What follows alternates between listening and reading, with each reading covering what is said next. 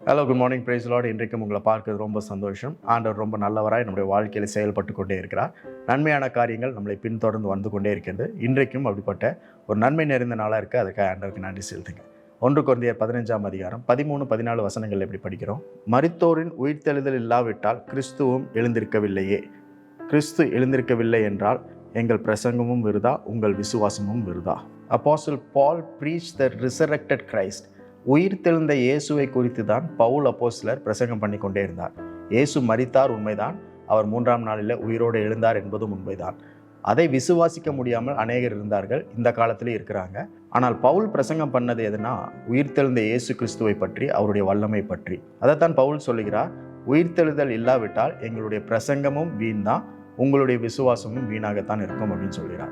அப்போ இன்றைக்கு இயேசு கிறிஸ்து உயிரோடு எழுந்திருக்கிறார் அப்படின்ற விசுவாசிக்கிற நம்ம எல்லோருமே நம்முடைய சூழ்நிலையிலிருந்து கண்டிப்பாக நம்மளால எழுந்திருக்க முடியும். இயேசு உயிர் தெழும்பாமல் இருந்திருந்தால் நம்முடைய பிரசங்கம், நம்முடைய நம்பிக்கை, விசுவாசம், ஜெபம், காணிக்கை, நம்முடைய எல்லாமே வீணாக போயிருக்கும். ஆனால் அவர் உயிர் தெழுந்திருக்கிறதுனால இன்றைக்கும் நம்முடைய சூழ்நிலையிலிருந்து நம்மளால எழும்ப முடியும். You can raise from your situation, you can raise from your problems, you can rise from your failures, you can rise from your troubles, you can rise from all that is holding you down. இன்றைக்கும் உங்களுடைய சூழ்நிலையிலிருந்து, பிரச்சனைகள்லேருந்து, பலவீனங்கள்லேருந்து, சிந்தையிலிருந்து, எண்ணத்திலிருந்து, தோல்விகள்லேருந்து, வியாதிகள்லேருந்து உங்களால் எழும்ப முடியும். ஏனென்றால் உங்களுடைய நம்பிக்கை, உங்களுடைய விசுவாசம் எல்லாம் உயிர்த்தெழுந்த இயேசு கிறிஸ்துவின் மேலே இருக்கிறது.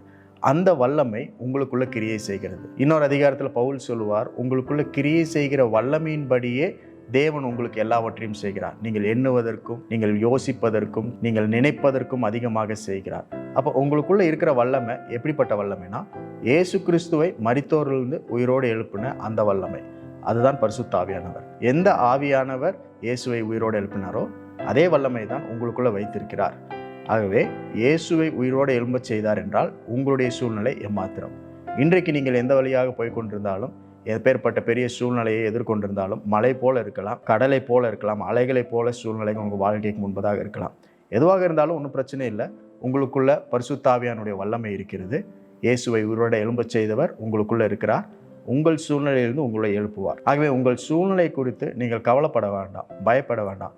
கவலைகளும் பயங்களும் ஆட்டோமேட்டிக்காக நம்முடைய வாழ்க்கையில் வந்துட்டே தான் இருக்கும். ஆனால் அதை நாம் படாமல் இருக்க வேண்டும். அது எப்படி முடியும்னா, நம்முடைய கவனத்தை எல்லாம் தேவனுடைய வார்த்தைக்கு நேராக திருப்பணும். நம்மளுக்குள்ள இருக்கிற அந்த வல்லமை பரிசுத்த ஆவியானவருக்கு நேராக திருப்பணும். அதை செய்ய முயற்சி செய்யுங்கள். அதற்கு ஹெல்ப் பண்ணுறதுக்கு பரிசுத்த ஆவியானவர் இருக்கிறார். இன்றைக்கு உதவி செய்வார். ஆகவே நீங்கள் பைபிள் படிக்கும்போது வசனம் உங்களோடு பேசும், ஜெபம் பண்ணும்பொழுது தேவ வார்த்தை உங்களோடு பேசும். இன்றைக்கும் நீங்கள் எந்த வழியாக போனாலுமே அந்த வழியிலையும் பரிசுத்த ஆவியானுடைய இடைப்படுதல் இருக்கும். The intervention of the Holy Spirit will be in your way. பரிசுத்த ஆவியானவர் உங்களை வழிமறித்து இடைப்படுவார். இன்றைக்கும் பரிசுத்த ஆவியானுடைய வல்லமை உங்கள் வாழ்க்கையில் கிரியை செய்கிறதை பார்ப்பதற்கு ஒரு நல்ல நாள் ஆண்டவர் கொடுத்திருக்கிறார். அதற்காக நன்றி செலுத்துங்க.